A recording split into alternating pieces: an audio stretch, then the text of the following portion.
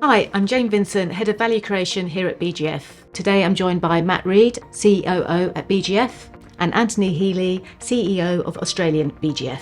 Tell us about the BGF model. Why was the fund started? So the financial crisis in 2008 magnified a funding gap that had been recognised for some time before that, where there wasn't sufficient long-term capital for SMEs to help them to scale up. And the government, together with our shareholder banks, or our founding banks, decided that it was a great idea to create the BGF to fill that funding gap. And Anthony, what was the purpose for Australia? SMEs in Australia, it's a vital segment of the economy. There's about 60,000 SMEs. They represent 54% of the GDP of the country, and they employ millions of people. These businesses, like Matt had said, lacked access to growth capital, particularly minority growth capital, which was important, because founders and entrepreneurs want to retain control as long as they can. I met with the team and realised this was a solution to a problem I'd seen for 20, 30 years in the banking markets in Australia. So I brought the idea back. I got the 4 major banks together and the federal government, and we had a lot of support actually from the BGF to set up in the first place. And so with growth funds established in both the markets, how are the two businesses working together now? What we found through working closely with Anthony's team is that the knowledge sharing between us is fantastic. So if we have companies that want to expand into Australia, we introduce them to the ABGF.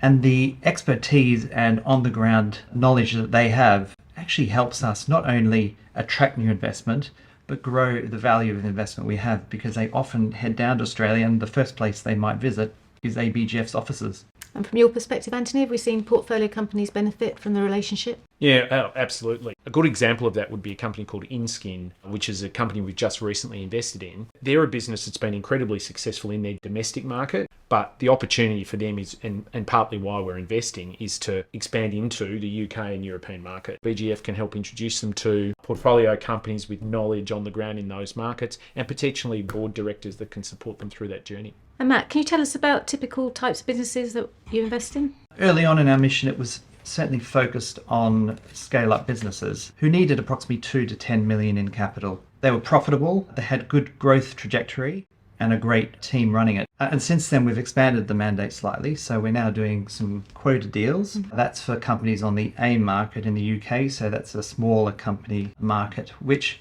they experience similar funding issues. Once they've listed, obtaining follow-on capital during their journey can be difficult. And then we've also expanded to include earlier stage businesses. And any differences in the businesses you invest in Australia? We're industry agnostic. Yeah. We target businesses turning over between 2 and 100 million. We write cheques between 5 and 15 million Aussie, and then we can do follow-on funding as well.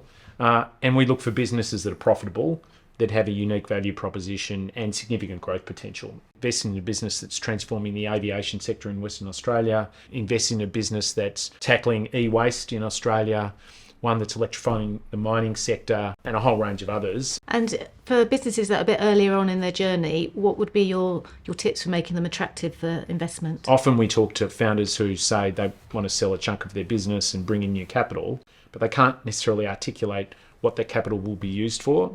So be clear on the use of the capital and how it's going to help grow the business and deliver returns. Have a really simple but clear business plan.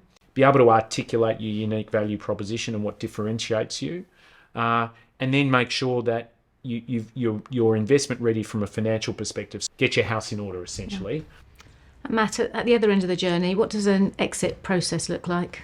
Preparation, really. Professionalise your board, improve or standardise your reporting, set your goals and demonstrate ability to meet those, but then also think, what do you want out the back of your exit? You need to start thinking about succession now, so you can demonstrate to your potential acquirer how your business is ready to go with or without you in the main seat. So it's all about preparation. Yeah.